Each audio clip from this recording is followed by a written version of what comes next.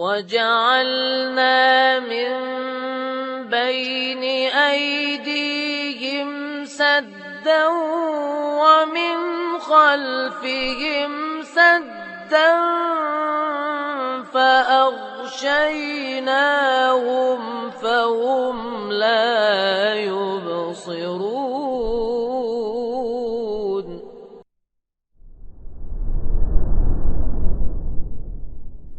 إن الحمد لله نحمده ونستعينه ونستغفره ونعوذ بالله من شرور أنفسنا وسيئات أعمالنا من يهده الله فلا مضل له ومن يضلل فلا هادي له أشهد أن لا إله إلا الله وحده لا شريك له وأشهد أن محمدا عبده ورسوله لا نبي بعده وكل ضلالة في النار.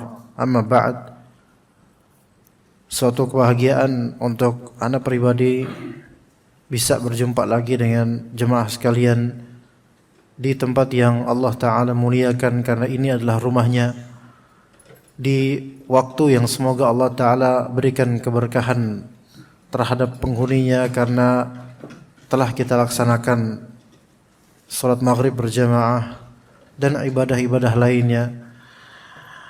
Dan di masa-masa ketika Allah Subhanahu wa Ta'ala menguji hambanya di zaman ini dengan beragam ujian, baik ujian individual maupun ujian yang bersifat kolektif atau sosial, yang semoga Allah Subhanahu wa Ta'ala menjadikan kebahagiaan pertemuan ini adalah kebahagiaan yang tidak hanya berimbas pada dunia, melainkan kebahagiaan ukhrawi, yaitu qalbun salim, tidak ada sedikit pun kebencian, hasad dan hal-hal yang negatif di kalbu kita masing-masing terhadap saudaranya, sehingga Allah Ta'ala mudahkan limpahan pahala dan keberkahannya dunia dan juga mudahkan untuk menuju ke surga Allah Azza wa Jalla. Dan itulah yang kita inginkan dari majelis-majelis seperti ini. Lebih-lebih jemaah sekalian rahimakumullah, yang kita bahas adalah ayat-ayat yang mulia, Kitabullah. Dan ini adalah setinggi-tingginya ilmu, maka asyraful ulum bisyarafil ma'lum, semulia-mulianya ilmu itu disebabkan dengan kemuliaan hal yang dikenal, ya, hal yang diilmui itu, yaitu Al-Quran atau hukum Allah atau tentang sifat-sifat Allah Azza wa Jalla. Dan ini tentang Al-Quran, apapun pembahasannya, selama itu ada dalam Al-Quran atau selama itu adalah ayat Allah, maka penting bagi kita untuk mengupasnya. Lebih-lebih mungkin ayat-ayat yang akan kita bahas di kajian rutinan ini adalah ayat-ayat yang kerap kali dilantunkan dengan baiknya oleh sang imam, baik di masjid ini maupun lainnya. Maka suatu kepentingan kita bersama untuk mengenal ayat-ayat ini. Secara lafal dan pendengaran sudah sering kita kenal, namun secara makna perlulah qalbu kita mengenalnya. Sangat baik juga jemaah sekalian jika sebagian atau bahkan kalau bisa seluruh jemaah juga, jika belum menghafal lebih detail, bahkan yang sudah menghafal pun juga juga baik untuk melihat baik dengan handphone maupun dengan mushaf Al-Quran. Dan ketahuilah bahwasanya mushaf yang ada di rak buku ini, ya, di rak mungkin kalau tidak salah di sana, semua mungkin mushaf wakaf, yang mana jika ada seorang dari kita mengambilnya kemudian mempelajarinya atau membacanya, mempelajari majelis seperti ini, maka pahalanya juga akan kembali kepada orang yang mewakafkan. Itulah kepentingan kalau kita dengan niatan berbagi pahala, ya, kita manfaatkan apa-apa yang ada di masjid ini dari kebaikan. Baik, kita akan mempelajari surat An-Naba mulai dari ayat 17, ya, insyaallah ayat 17 sampai ayat 30 biiznillahi ta'ala, ya. Karena tafsir atau metode penafsiran kita metode tahlili, yaitu mentahlil dan maksud mentahlil ini adalah merinci, mentafsil, membahas ayat per ayat dan kata, maka kita tidak bisa langsung seabrek dalam satu majelis. Yang terpenting di sini adalah memahami, karena itu ibadah. Baik, sebelumnya akan saya bacakan terlebih dahulu ayat 17 sampai ayat ke-30 dari surat An-Naba. A'udzu billahi minasy syaithanir rajim. Bismillahirrahmanirrahim. Inna yawmal fasli kana miqata. يوم ينفخ في الصور فتأتون أفواجا وفتحت السماء فكانت أبوابا وسيرت الجبال فكانت سرابا إن جهنم كانت مرصادا للطاغين مآبا لابثين فيها أحقابا لا يذوقون فيها بردا ولا شرابا إلا حميما وغساقا جزاء وفاقا إنهم كانوا لا يرجون حسابا وكذبوا بآياتنا كذابا وكل شيء أحصيناه كتابا فذوقوا فلن نزيدكم إلا عذابا. Kata Allah Azza wa Jalla, inna yaumal fasli kana miqata. Sesungguhnya, inna di sini litakid untuk menguatkan statement, menguatkan pengabaran. Sesungguhnya yaumal fasli, yaum itu adalah hari. Al-fasl, nah fasl sesuatu yang disebut fasl atau fasil berarti pemisah. Ya, pemisah, dan tafsil artinya merinci. Ya, kelas dalam bahasa Arab apa bahasa Arabnya? Fasl.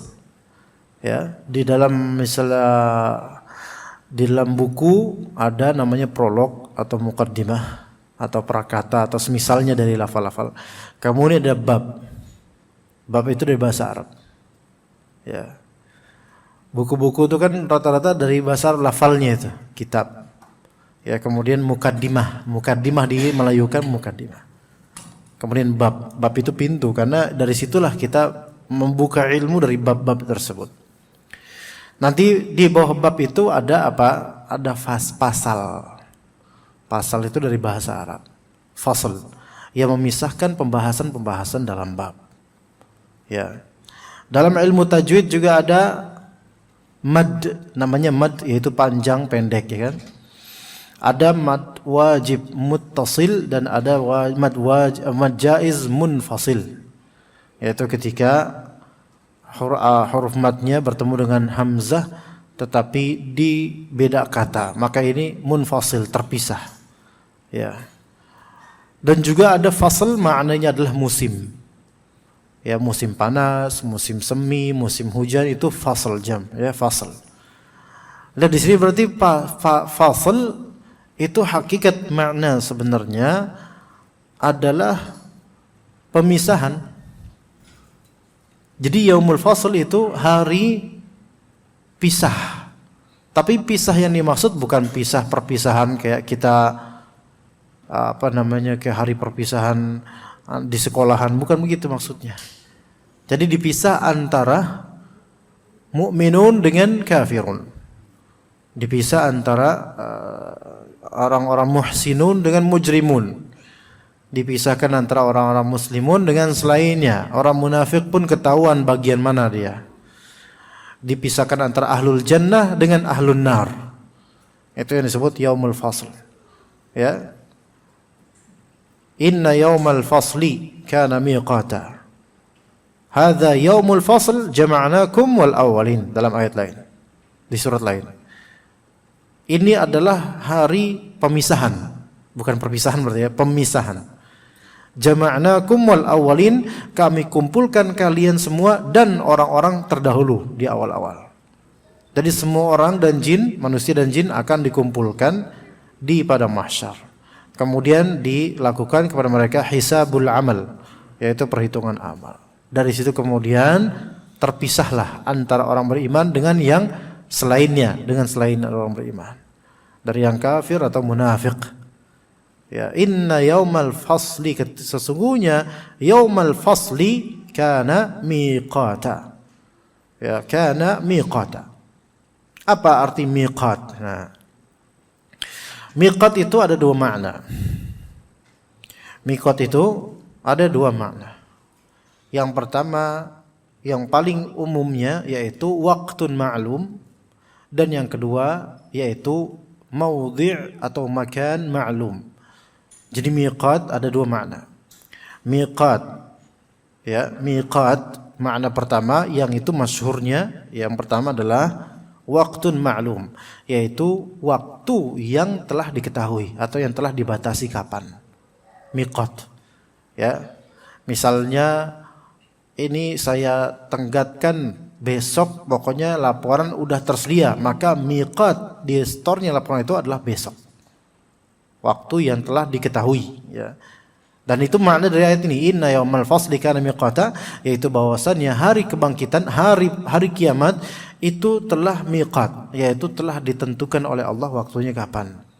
Sebagaimana kata Allah, innallaha 'indahu 'ilmus sa'ah. Sesungguhnya di antara kunci mafatihul ghaib, kunci-kunci gaib yang hanya Allah yang mengetahuinya adalah yaitu ilmu tentang kapan terjadinya hari kiamat. Nabi Muhammad SAW ketika ditanya oleh malaikat Jibril yang merupakan diri sebagai manusia, mata sa'ah, kata malaikat Jibril.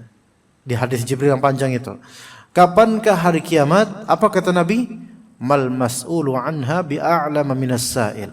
Yang ditanya itu tidak lebih tahu daripada yang bertanya. Artinya Rasulullah SAW, Sayyidul Walid Adam, sayyidnya kita, itu beliau alaihissalam tidak tahu kapan tenggat waktu pastinya hari kiamat. Hanya disebutkan ciri-cirinya, ya, di antara ciri-ciri besar atau ciri-ciri kecil disebutkan asyratus sa'ah, ya. Begitu. Kemudian ada seorang badui atau seorang sahabat bertanya kepada Muhammad SAW, ya Muhammad, mata sa'ah. Wahai Nabi Muhammad, kapankah hari kiamat itu terjadi? Maka Nabi Muhammad SAW tidak menyebutkan tanggal atau apa, enggak. Melainkan beliau langsung membalikkan pertanyaan dengan pertanyaan, wa ma a'datta laha. Ditanya, kapan hari kiamat wahai Muhammad? Maka kata Nabi Muhammad SAW, apa yang telah kamu persiapkan untuk kiamat? Jangan nanya kapannya, persiapanmu itu apa? Itu. Artinya bukan, kita tuh nggak perlu untuk mengurusi miqatnya yaumul fasl ini. Kapan? Ada nanti. Ya semoga kita jangan masih hidup pas hari kiamat, kita masih hidup berarti kita orang terjelek, karena ketika itu orang terjelek yang masih hidup. Ya. Jadi miqat di sini jemaah artinya apa? Yaitu waktu telah ditentukan, ma'lum dan mahdud. Maka kata Allah Azza wa Jalla, فَإِذَا قَضَيْتُمُ الصَّلَاةَ فَاذْكُرُوا اللَّهَ قِيَامًا وَقُعُودًا. Kata Allah Azza wa Jalla, فَإِذَا اطْمَأْنَنْتُمْ فَأَقِيمُوا الصَّلَاةَ إِنَّ الصَّلَاةَ كَانَتْ عَلَى الْمُؤْمِنِينَ كِتَابًا مَوْقُوتًا. Sesungguhnya salat itu adalah kitaban mauquta, yaitu kewajiban yang telah ditetapkan waktu-waktunya atas mukminin. Miqat. Salat pun ada miqatnya. Zuhur, asar, maghrib, isya, subuh, semua itu ada miqatnya, ada waktu ketentuannya. Jadi berarti itulah miqat. Nah, makna miqat yang kedua yaitu apa jemaah? Yaitu maudhi' atau makan yang muaqqat, makan yang ma'lum dan mahdud. Tempat atau situs, tempat, ya, maudhi', situs yang dimaklumi atau diketahui atau ditentukan. Makanya kalau kita umrah, ya kan, ada miqat namanya, ya kan. Insyaallah sebagian jemaah sudah umrah, yang belum umrah di majelis ini semoga Allah Taala mudahkan untuk umrah dalam waktu dekat, dan Allah Taala limpahkan rizki untuk bisa umrah dari arah yang tidak disangka-sangka, dan setelah umrah Allah limpahkan juga rizki yang lebih berkah insyaallah, amin. Jadi umrah kan ada miqatnya.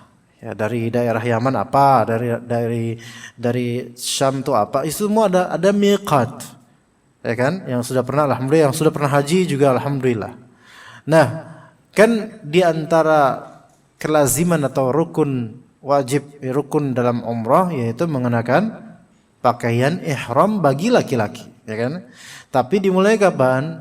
dimulainya sebelum melewati itu miqat. Kalau kita biasanya di Dzulhulaifah ya biasanya. Nah, miqat, tapi itu dari Madinah ya. Dari Madinah terus ke Mekah. Maka di perjalanan nanti biasanya kalau dari hotel di Madinah kita udah pakai pakaian ihram, baru kemudian naik bis menuju ke Mekah, itu kalau lah dari Madinah. Baik, itu namanya miqat. Inna yaumal fasli kana miqata. Nah, di sini hari fasl, hari apa fasl sini? Hari pemisahan antara hak dan batil, pemisahan antara mukminun dan kafirun, itu telah ada miqatnya. Berarti di sini makna miqat yaitu waktunya Allah tahu dan di mananya Allah juga tahu. Ya. Apakah nanti padang mahsyar itu adalah bumi ini? Itu khilaf di antara ulama. Ini kalau saya lanjutkan panjang untuk satu ayat ini, kayaknya sampai Isya, Pak. Jadi kayaknya lanjut aja deh. Ya, masa satu ayat doang, satu pertemuan kan nggak bisa. Karena nanti akan bisa kita bahas apakah ini pembahasan yang cukup panjang di antara ulama, apakah nanti padang mahsyar dan mauqif itu adalah bumi ini juga yang diratakan atau Allah ciptakan area lain. Allahu a'lam. Tapi udah nggak usah urusin itu. Nanti juga tahu kok nanti insyaallah ya, pas di padang mahsyar ntar tahu insyaallah. Tapi di padang mahsyar nggak bakal kita nanya ke Allah, ya Allah ini bumi yang dulu atau bukan ya, nggak ada pikiran ke situ ya. Baik, kemudian kata Allah azza wa jalla, yauma yunfakhu fis-suri fatatuna afwaja. Pada hari tersebut, yauma, pada hari tersebut, ini menunjukkan keadaan. Apa yang terjadi? Yunfakhu fis-sur. Yunfakhu fis-sur. Sur itu semacam apa? Dia trompet, tapi bentuknya seperti horn, bentuknya seperti tanduk gitu, sur. Wallahu alam, kita nggak pernah melihatnya karena ini lagi masih dipegang oleh malaikat yang meniup sangkakala. Bahasa kita sangkakala. Sangkakala. Ya. Anda juga tidak tahu itu lafal sangkakala dari apa, Anda nggak tahu. Ya, tetapi kalau bahasa Arabnya di sini berarti sur. Pakai sad, ya pakai sad. Yauma yunfakhu. Yunfakhu ditiup. Jadi sur itu ditiup. Yauma yunfakhu fis suri. Ya. Fatatuna afwaja. Kalian pun nanti akan ta'tun, datang dengan afwaja. Nah, ini pembahasan penting sekali, tapi coba kita kupas ayat ini jemaah. Yunfakhu fis sur. Nafakh ya itu tiupan. Dia ada sedikit mirip atau dengan mirip mungkin dengan nafas. Ya. Ada pokoknya tiup lah. Nah, di sini tugas satu malaikat yang meniupnya. Yang kata Nabi SAW, malaikat tersebut sejak awal mula dari dahulu sampai sekarang masih belum mengedipkan matanya saking menunggu perintah dari Allah untuk meniup sangkakala. Kata Nabi SAW. Sampai sekarang belum sempat mengedipkan matanya menunggu perintah Allah. Ya makanya malaikat itu jangan dikiaskan kayak manusia kayak kita. 1 menit kita nggak kedip, nonton apa gitu, kok nggak kedip-kedip gitu loh. Coba sejam aja nggak kedip, koma kali itu orang, kok bisa kayak gitu ya. Kalau misalnya malaikat, ya Allah ciptakan begitu, jangan disamakan dengan organ tubuh manusia. Mungkin sama punya mata, tetapi tidak sama kebagaimanaannya. Makanya sampai sekarang belum berkedip. Masya Allah. Saking menunggu perintah Allah itulah malaikat. Ya. Pertanyaan kemudian, berapa kalikah peniupan sangkakala? Ini menjadi bahan perbedaan, perselisihan di antara ulama. Tapi garis besarnya, ringkasnya, yang pendapat yang agak jauh tidak kita ungkap. Kita ungkap 2 saja. Bahwasanya, langsung aja kita ungkap 3. 3 pendapat. Yang pertama mengatakan bahwasanya sangkakala itu hanya sekali. Yang pendapat kedua sangkakala 2 kali. Pendapat ketiga sangkakala 3 kali. Itu ada 3 pendapat. Pendapat pertama, sangkakala itu hanya sekali kata sebagian ulama. Berarti sekali ditiup sangkakala hancur lebur semesta ini dan setelah itu langsung bangkit gitu loh. Manusia-manusia ini hancur lebur semesta ini sampai rata bumi ini dan kemudian manusia dan jin dibangkitkan dari kubur-kubur mereka. Itu pendapat pertama yang menunjukkan sangkakala hanya sekali saja. Kemudian yang kedua, sangkakala itu 2 kali ditiup. Ya, ini diantara pendapatnya, diantara Ibnu Hajar juga berpendapat seperti ini, mengikuti pendapat ini. Berarti kronologinya bagaimana? Tiupan pertama adalah tiupan penghancuran semesta. Tiupan kedua, tiupan kebangkitan manusia dan jin dari kuburnya. Itu pendapat kedua. Berarti berapa yang kedua nih? 2 kali. Pendapat ketiga 3 kali. Hanya saja yang pendapat ketiga ini 3 kali ana cukup lupa bukan cukup lupa ya. Ana tidak ingat yang satunya tuh tiupan apa, ana tidak ingat. Wallahu a'lam. Ya. Ana kulihal pertama dan kedua. Mana yang lebih Anda pribadi pilih ya, Anda bukan mengatakan ini yang sahih, itu yang sahih. Anda enggak berani juga karena ini ijtihad yang Anda sendiri masih harus mempelajarinya.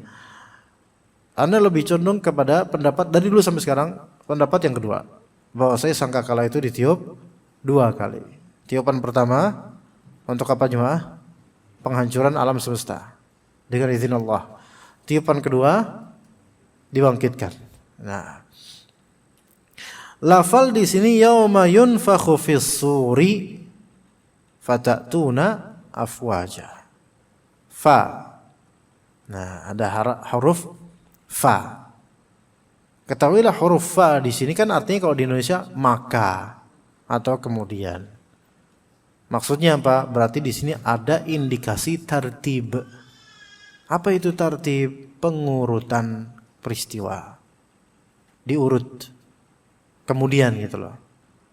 Jadi setelah ditiup sangkakala, kemudian kalian baru datang secara afwaja, berjamaat. Afwaja jama' dari fauj, maknanya adalah jamaah. Maka afwaja jamaat atau umam. Kata sebagian ulama maksudnya jamaat di sini kalian ta'tun mendatangi ila maudhi'il 'ard, yaitu ke tempat dihamparkannya amal, menuju ke apa? Menuju ke dari padang mahsyar dan mauqif, menuju ke tempat diselenggarakannya al-hisab, yaitu perhitungan amal. Pada ke sana. Dan kesananya itu afwaja. Sebagian ulama menafsirkan afwaja yaitu umam, yaitu kullu ummatin ma'a imamihim. Setiap umat itu bersama dengan imamnya. Siapa imam yang dimaksud? Apakah Rasulnya? Atau siapanya? Ulama juga beda-beda pendapat. Ada yang mengatakan ya umatnya Muhammad sama Nabi Muhammad, umatnya Nabi Isa sama Nabi Isa gitu. Ada yang mengatakan tidak begitu. Mengatakan bahwa saya bersama dengan imamnya. Kalau umat yang mengikuti setan, ya sama setannya. Yang mengikuti artis, idolanya ya sama idolanya. Makanya kata Nabi SAW, Al-mar'u ma'aman ahab. Seseorang itu akan dikumpulkan bersama dengan yang dia cintai, yang dia idolakan. Kalau dia cinta sama ahli maksiat, sama tokoh ahli maksiat, gembong maksiat, ya nanti akan dikumpulkan bersamanya. Iya. Mungkin itu yang lebih tepat, wallahu a'lam. Mungkin itu yang lebih tepat. Jadi bersama imam mereka masing-masing. Na'udzubillah min dzalik, kalau imamnya adalah orang kafir atau musyrik atau berhala atau dan semisalnya. Ada faedah di sini yang sebagian mungkin mempelajarinya atau sebagian menerbitkan faedah ini. Yauma yunfakhu fis sur, kan ditiup, berarti itu ada sisi nafas. Ada nafas. Maka di sini menunjukkan bahwasanya wallahu alam malaikat pun bernafas. Taib. Tapi cukuplah faedah itu sampai di situ. Tidak lewat, tidak kita ijtihad nafasnya gimana, enggak usah dipikirin. Ya nggak usah dipikirin gimana napasnya, malaikat panjang apa pendek, kalau azan lama nggak usah pikirin gitu. Ya oksigen apa karbon, nggak usah mikirin gitu. Ya bukan urusan. Ya udah cukup ketahui bahwasanya malaikat pun punya nafas, begitu ya. Malaikat pun punya nafas. Baik. Yauma yunfakhu fis suri fatatuna afwaja. Kemudian kata Allah, wa futihatis sama'u fakanat abwaba. Dan kemudian as-sama futihat. As-sama yaitu langit. Langit. Sama itu langit. Tapi langit ini futihat, dibukalah langit. Pintu-pintunya. Fakanat abwaba, maka langit itu berupa pintu-pintu. Ya. Di sini jemaah sekalian, sebenarnya ayat ini menjadi dalil bagi ulama yang mengatakan tiupan sangkakala cuma sekali. Semua peristiwa ini sekaligus. Dihancurkannya langit bumi dan seterusnya, dan langsung di waktu yang sama setelah itu langsung dibangkitkan orang-orang untuk menuju ke pada mahsyar. Ya. Tapi wallahu alam ini adalah wallahu alam tiupan yang berbeda. Kali ini tiupan yang yang dengannya dihancurkan semesta ini. Kengerian yang tidak terwakilkan oleh film 2012. 10 tahun lalu udah berlalu jemaah, ya kan? Ada film dulu namanya, benar gak? 2012 apa 2000 berapa waktu itu ya? 2012. Dengan segala efek ya, teknologi itu berhasil menampilkan kengerian yang seolah-olah itu hari kiamat. Dan demi Allah, hari kiamat jauh lebih mengerikan daripada yang di film itu. Wallahi, jauh lebih mengerikan. Ya. Apa yang terdeskripsikan di Al-Quran ini udah mewakili. Ya, sedangkan bagaimananya itu nggak terbayang betul-betul persisnya karena kita tidak pernah merasakannya dan jangan sampai kita ada pada hari itu. Nauzubillah min dzalik. Di antaranya wa futihatis sama'u fakanat abwaba. Pada hari itu langit itu dibuka dan berupa pintu-pintu yang terbuka. Memang berarti ini menunjukkan, ini di antara dalil yang sekian banyak dalil menunjukkan bahwasanya langit itu memiliki pintu-pintu. Di setiap langit ada pintu-pintu dan penjaganya adalah para malaikat. Nah, orang bisa enggak lewat? Wallahi enggak bisa. Orang enggak bakal bisa melewati langit pertama, yaitu langit dunia ini. Enggak bisa ngelewatin.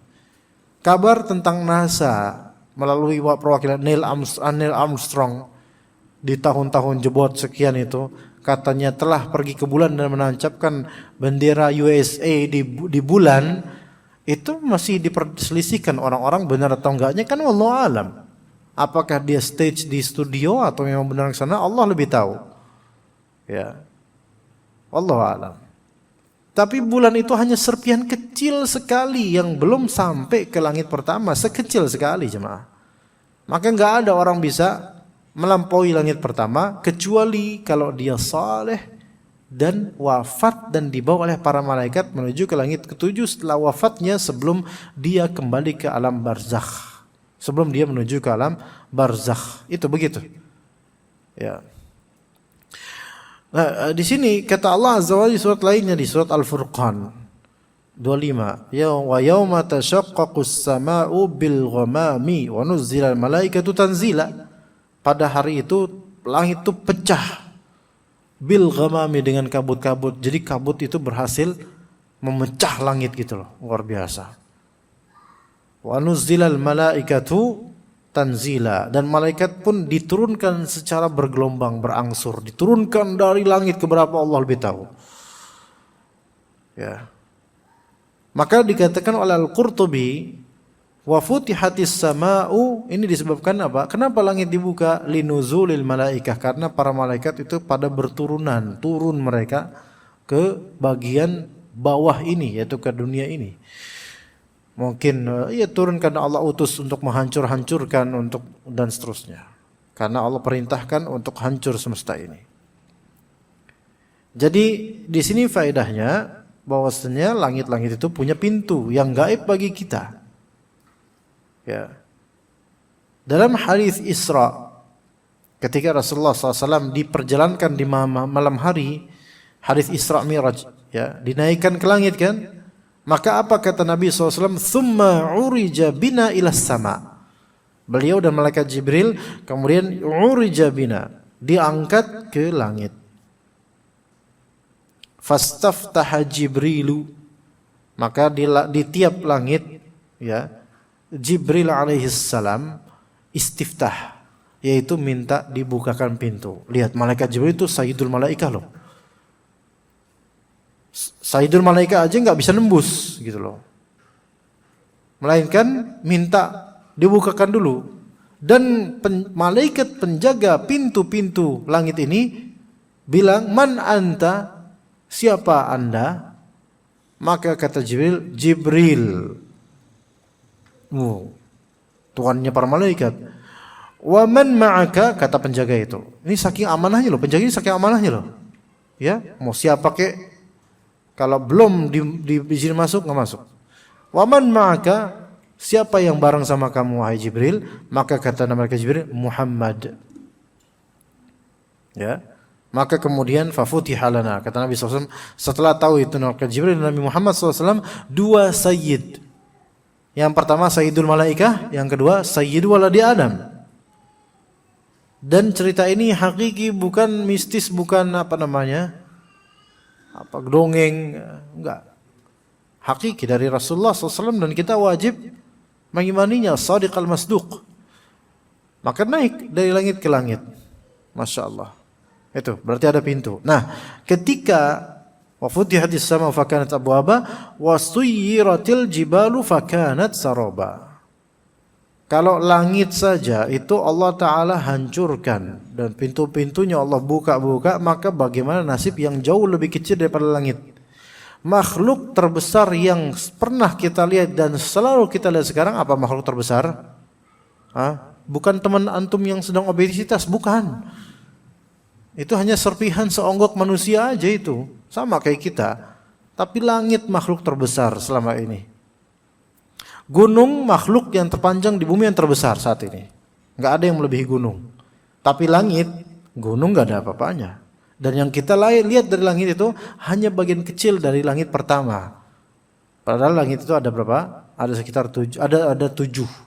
Ya, 7 lapis yang itu kata Abdullah bin Mas'ud, antara jarak satu langit dengan langit berikutnya itu sejarak perjalanan 500 tahun. Sampai usia kita? Nggak sampai. Ya. Kemudian Allah Subhanahu wa ta'ala berfirman, fakanat abwaab wa suyiratil jibalu fakanat saraba. Apa itu sarab? Sarab itu ibarat fatamorgana. Ya, sesuatu yang sifatnya halu. Makanya mungkin sarap nih orang, ya kan? Enggak, kalau sarap nih orang bukan dari sarob, itu dari saraf. Sarafnya ada yang salah, putus atau salah gitu. Sarap nih orang sarap tuh. Dari kata syaraf, ya. Dalam bahasa Indonesia saraf, ya, yang di tubuh. Adapun sarob ini ibarat apa ya? Sesuatu yang seperti ada padahal udah hancur gitu loh. Enggak ada padahal. Kalau kita lihat enggak ada. Ya, fakanat saraba. Kalau diterjemahan apa, Pak? Diterjemahan apa, Pak? Sarab itu apa diterjemahan? Sarab. Di ayat tersebut, benar, fata morgana. Ya itu, ya fata morgana, sarab. Yang biasa ada di padang pasir atau di tempat-tempat yang panas itu. Ya. Maka kata Al-Qurtubi sini la syai'a fakanat la syai'a, ya. Gunung-gunung itu suyiratil jibal. Nah di sini suyiratil jibal. Apa arti suyirat? Ada yang menerjemahkan dijalankan. Di situ apa? Dijalankan. Dari kata saro yasiru, dibuat jalan gitu loh. Tapi biasanya saro yasiru itu berjalan di malam hari. diperjalankan di malam hari. Makanya asra yusri, subhanalladzi asra bi'abdihi dari isra, sara yasri. Yaitu sara yasri, ya sara yasri di malam hari. Itu di sini suyirat, seolah-olah di kegelapan itu diperjalankan, tapi maknanya bukan itu sebenarnya. Makna yang wallahu alam, ya mungkin makna itu diperjalankan, tapi sebenarnya hakikatnya bukan begitu. Makna suyirat di sini adalah nusifat min usuliha, yaitu wa idzal jibalu nusifat, dicabut dari akarnya gunung itu, dicabut dari akarnya. Dan ketahuilah bahwasanya gunung itu ada malaikat yang Allah tugaskan untuk mengaturnya. Pernah dengar jemaah? Nabi SAW ditolak, diusir dari suatu daerah dakwah beliau, kemudian ada malaikat gunung yang menawarkan bantuan. Ya, ada. Ya, cuman gaib bagi kita dan nggak usah dicari. Kalau kita cari-cari, yang ketemu bukan malaikat, ya jin yang ketemu. Ngaku-ngaku saya malaikat penunggu ini. Lah, malaikat penunggu ini. Ya. Suyirat nusifat min usuliha. Ada yang mengatakan uzilat min an maudhi'iha, yaitu dicabut dari tempatnya. Maka ketika gunung itu dicabut dari tempatnya, ya dihempaskan, kemudian yang ada adalah apa? Yang ada batu-batu berterbangan. Ya, seperti anai-anai berterbangan. Kalau misalnya kita ngelihat gunung yang meletus lah, kita lihat ya. Bagaimana efeknya dan suaranya? Luar biasa. Itu meletus dibandingkan dicabut dari tempatnya, lebih ngeri mana coba? Lebih ngeri dicabut dari tempatnya. Iya, lebih ngeri. Ya. Dan Bani Israel itu adalah kaum yang pernah melihat bagaimana Tur, wa rafa'na fawqakumut tura, kami angkat gunung di atas kalian. Itu pernah. Supaya ini kan Bani Israel ini ketika itu mereka ngedablek gitu loh. Maka Allah Ta'ala ancam, dia angkat gunung ditaruh di atas mereka. Ya, di atas mereka ditaruh. Ayo, mau kemana kalian? Ambil gak itu kitab? Amalkan gak itu? Akhirnya mereka mengamalkannya, karena di atas mereka udah gunung siap dihempaskan itu. Jadi ngeri ketika itu. Makanya mereka menurut. Coba kalau nggak Allah ngerikan seperti itu, mereka nggak menurut. Saking bebalnya mereka. Nah sekarang kita ini peristiwa-peristiwa yang terjadi seperti meletusnya gunung, viral di mana-mana, itu wallahi nggak ada apa-apanya. Karena cuma meletus terus gitu kan, berefek. Lah kalau namanya dicabut, kemudian dihancurkan, ya itu masya Allah luar biasa. Termasuk juga zilzal, yaitu goncangan bumi. Goncangan yang terjadi sekarang itu teritorial semata, di beberapa daerah saja. Tapi di akhirat, di hari kiamat nanti, goncangannya itu komplit menyeluruh seluruhnya. Ya. Fakanat saraba, maka seperti apa? Seperti fata morgana. Maka kata Allah kemudian, Inna jahannam kanat mirsada. Sesungguhnya jahannam itu adalah mirsad. Apa makna mirsad? Pertama, ar-rasad. Maknanya adalah kullu syai'in amamuka. Segala sesuatu yang ada di hadapanmu itu rasad. Ada di hadapanmu. Mirsad. Mirsad ini di hadapan neraka, atau bisa juga di atas neraka, karena neraka ini di bawah menghadap ke atas. Neraka itu di bawah, makin bawah itu makin ngeri, makin hancur-hancuran, menghadap ke atas. Dan di atas ini, di atas, tapi bagi neraka ini di depan. Makanya mirsad, ini mirsad, ini mirsad, ini neraka. Ya, maka kata Al-Hasan Al-Basri, Inna 'alan nari rasada. Neraka itu memiliki rasad, yaitu tempat yang ada di muka neraka, di hadapan neraka. Ya, seperti yang tadi saya bilang, neraka itu ke bawah dia. Maka kalau ke bawah kan menghadapnya ke atas. maka mirsatnya di atas. Kalau neraka bentuknya kayak home, rumah, space rumah, maka menghadapnya gini gitu kan. Tapi ini enggak, neraka kan ke bawah. Makanya kata Allah Azza wa Jalla, innal munafiqina fid darkil asfali minan nar. Sesungguhnya orang munafik itu di bagian paling asfal, bagian paling bawah, derajat paling bawah dari neraka. Jadi neraka itu ke bawah. Makin bawah itu tempatnya orang-orang munafik. Ya, tempatnya orang-orang munafik. Maka di atas ini mirsad. Kata Imam Al-Hasan Al-Basri, innaha 'alan nari rasada, la yadkhulu ahadun al-jannata hatta yajtaza 'alaihi. Ini ngeri. Tidak ada seorang pun masuk ke surga sampai dia bisa melewati mirsad itu. Atau bahasa lainnya mungkin wallahu alam yaitu sirat. Sirat, jembatan yang di atas neraka jahanam menuju ke surga. Siapapun dari kita, siapapun itu mau ke surga pasti lewat itu dulu. Ini azan apa gimana Pak? Tapi habis ini lanjut atau selesai? Ayo, habis azan kita lanjut insyaallah taala.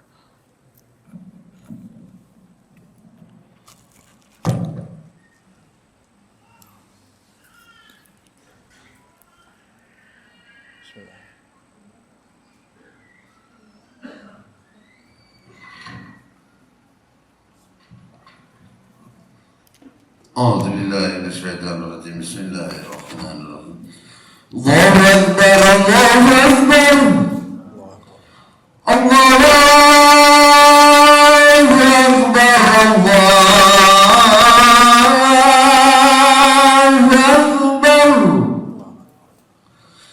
أشهد أن لا إله إلا الله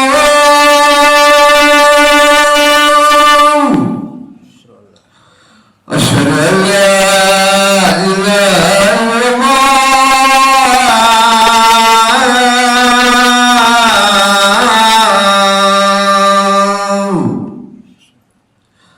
أشهد أن محمدا رسول الله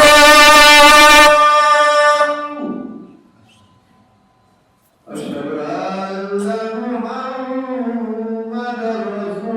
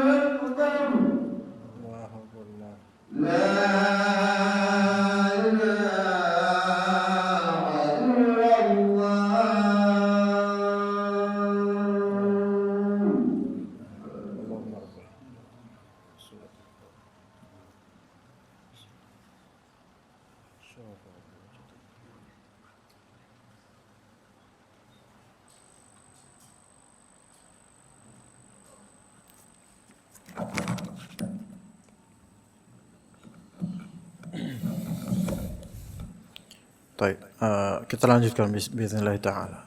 Inna jahannama kanat mirsada sudah tadi. Lit-taghina ma'aba. Jadi jahannam itu sebagai ma'ab, yaitu ma'ad. Ya, ma'ab yaitu ma'ad, tempat kembalinya untuk orang-orang yang berbuat melampaui batas. Lit-taghin. Dan lit-taghin di sini taghin yaitu orang-orang yang mantagha fi dinihi bil kufri atau fi dunyahu bil zulm. Orang-orang taghin di sini adalah orang yang tagha yaitu melampaui batas dalam urusan agama dengan cara apa? Dengan cara kufur. Yaitu berarti di sini lil kuffari ma'aba. sebagai tempat kembali untuk orang-orang kafir, au fi dunyahu bidzulm, atau orang yang tagha fi dunya bidzulm, yaitu melampaui batas dalam urusan dunia dengan kezaliman, itu tempat kembali di neraka. Nah, kalau yang tadi dengan kekufuran, kalau dalam urusan agama dengan kekufuran, kalau dalam urusan dunia dengan kezaliman.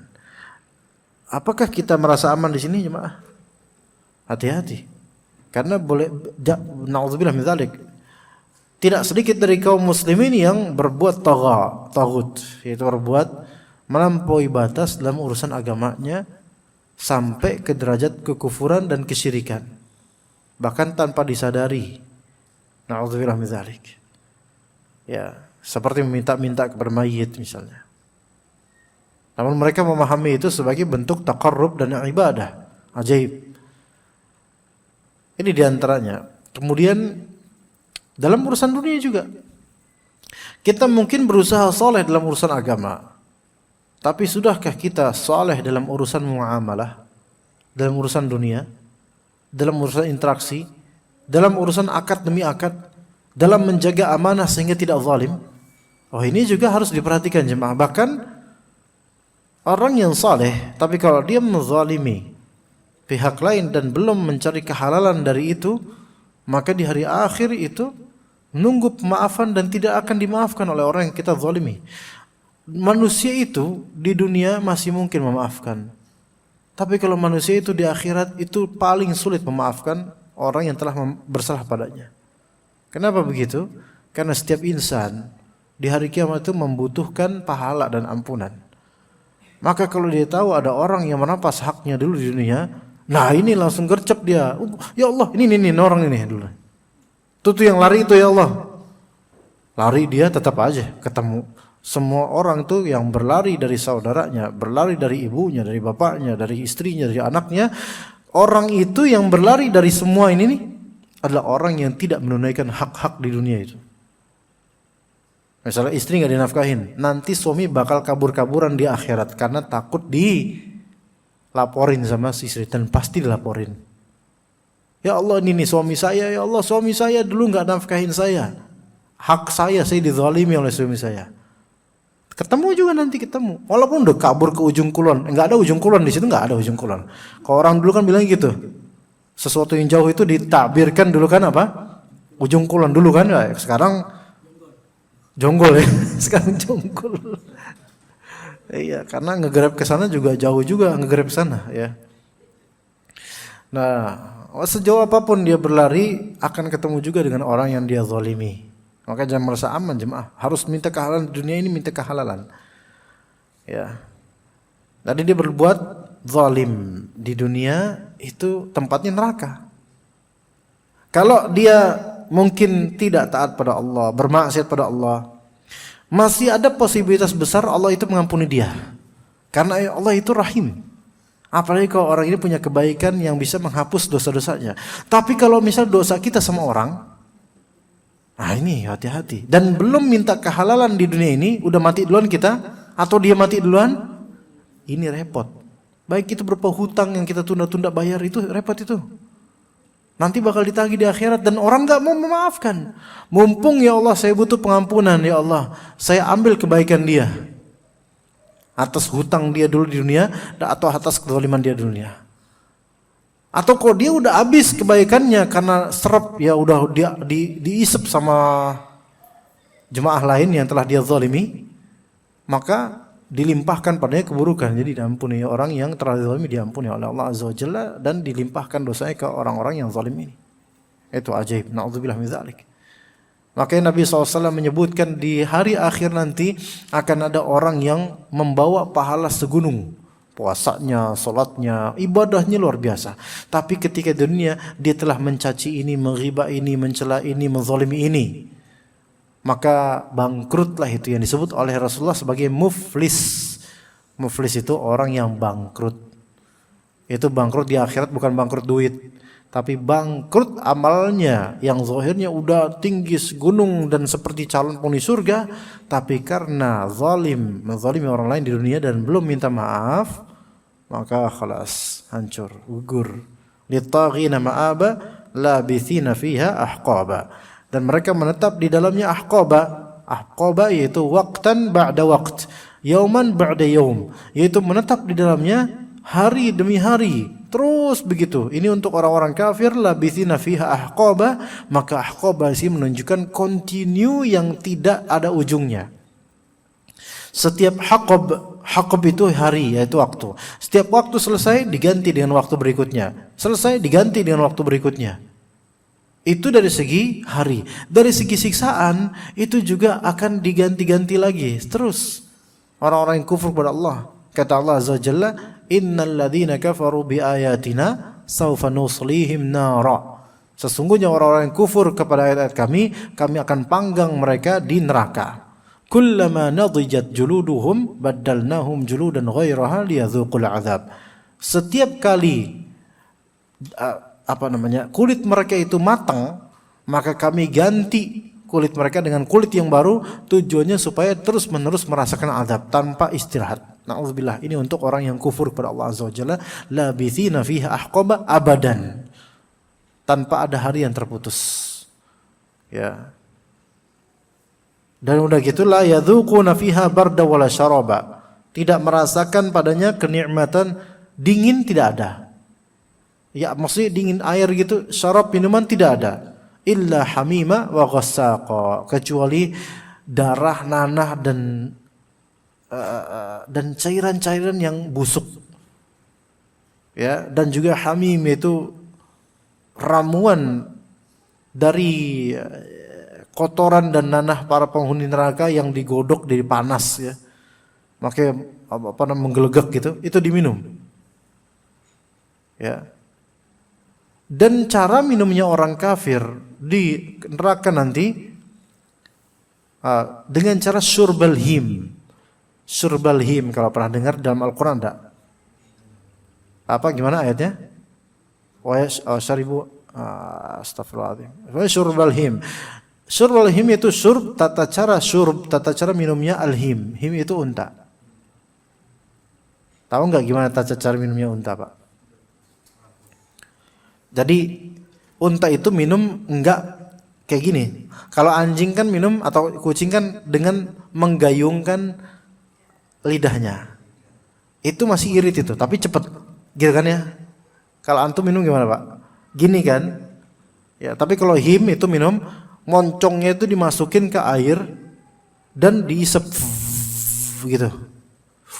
Jadi mulutnya tuh kayak agak oval atau agak ini, supaya air itu kayak selang lah, kayak selang nyedot gitu loh. Gitu caranya minum unta. Kalau nggak percaya, antum lihat aja nanti di Arab ada unta lagi minum, antum nyelam ngeliatin dari situ. Nah kayak gitu caranya. Ya, kayak gitu caranya. Nah penghuni neraka itu ketika kehausan, mereka disediakan hamim dan ghassaq. Ketika minum, bluk, itu udah mendidih, panas banget, dan cara minumnya juga nyedot kenceng dan hancur di sini. Bingung mereka, bingung. Serba salah, enggak minum aus, minum makin parah. Ya. Jazaa'a wifaqa. Apakah itu zalim dari Allah? Enggak. Melainkan kata Allah itu ganjaran yang sesuai. Na'udzubillah min dzalik. Maka hindarilah kufur, hindarilah kesyirikan, jemaah. Ya, amalan-amalan kalau ternyata dikoreksi sama orang yang berilmu bahwa saya ini amalan syirik, hati-hati, hindari, jangan kemudian tercandukan dan membantah malah. Hati-hati. Baik, mungkin sampai 26 saja, 27 kita lanjut pada pertemuan mendatang insyaallah taala. Apakah ada pertanyaan dari jemaah? Tidak ada, Pak? Bu, ya, silakan, Bapak. Waalaikumsalam warahmatullahi wabarakatuh. Kalau orang beriman masuk neraka karena zalim, Ya. itu apa disiksa terus-menerus atau disiksa begitu mati nanti setelah itu diangkat ke surga atau bagaimana? Taib. Terima kasih Bapak. Pertanyaannya sangat baik. Ya, tentu ini pertanyaan ini bukan karena bersiap-siap, bukan ya, jangan. Ya, tapi ini masalahnya kita ingin tahu, dan ini ilmu yang dengannya kita mencari pahala Allah. Ya, bukan karena waduh siap-siap nih nanti ke neraka. Jangan. Kita minta ampunan sama Allah. Enggak ada orang yang ready kecuali Elon Musk. Elon Musk itu ready, dia siap ke neraka kata dia. Ya. Elon Musk ya itu siap katanya ke neraka itu, masya Allah, nantang Allah dia. apakah orang beriman, dia punya iman, tapi punya kezaliman. Dan ketika dia zalim, dia dihisab oleh Allah Ta'ala, enggak diampuni oleh Allah misalnya, karena zalimnya banyak mungkin ya. Nanti di akhirat di neraka gimana? Apakah dimatikan dulu? Ketahuilah bahwasanya penghuni neraka itu mereka tidak disebut hidup, tidak disebut mati. Saking kerasnya azab. Iya. Tetapi kendati pun tidak hidup, tidak mati, kematian itu selalu menyerang mereka. Ya, selalu. Sebagaimana kata Allah Azza wa Jalla di surat Ibrahim alaihissalam, kata Allah Azza wa Jalla tentang orang-orang yang ada di neraka itu, yaitu yatajarra'uhu wa la yakadu yusighu wa ya'tihil mautu min kulli makanin wa ma huwa bimayyit. Orang di neraka itu wa ya'tihil mautu min kulli makan. Kematian itu selalu datang dari berbagai tempat. Kematian itu datang. Jadi selagi disiksa, itu kematian itu mengancam terus, datang terus gitu loh. Wa ma huwa bimayyit, tapi dia enggak mati-mati. Itu orang neraka nih. Orang jahannamiyun tuh kayak gitu. Ibaratnya, Pak, gimana sih rasanya kematian itu datang, Pak? Wa ya'tihil mautu. Gini loh. Ketika Anda naik motor, kemudian ketabrak dan di situ ngerasa nih mati itu datang gitu loh. Ngerasa padahal belum datang kematian itu. Nah, kayak gitu tuh rasanya itu. Kan ngeri kan? Kayak menghindari kematian. Wa ya'tihil mautu min kulli makan. Kematian itu di neraka itu akan datang dari seluruh tempat. Jadi kemana-mana itu kematian seperti menyerang, pengen mencabut gitu. Dan ajaibnya wa ma huwa bimayyit, dia tidak akan mati di situ. Makanya jangan sekali-kali punya cita-cita ke neraka, jemaah. Iya. Wa ma huwa bimayyit. Wa min waraihi adzabun ghalidh. Dan di belakangnya itu di kemudian hari akan ada azab yang menanti. Di sini orang beriman, kalau memang dia ahli salat, dia rajin salat, kan berarti dia kan mukmin. Kalau dia nggak pernah salat, kafir dia. Taib, dia memang salat, tapi salatnya mungkin ada nggak benernya, makanya dia masih zalim sama orang. Nah, karena dia ahli sujud ya, sujud. Maka wallahu alam disebutkan dalam hadis bahwasanya mawadhi'us sujud itu tidak dilahap oleh neraka. Ya, ini untuk orang beriman. Ya, tempat-tempat sujud itu. Ya, maksudnya tempat sujud apa? Mawadhi'us sujud, kata Nabi SAW, "Umirtu an asjuda li sab'ati a'dhum." Aku diperintahkan untuk sujud dengan 7 tulang.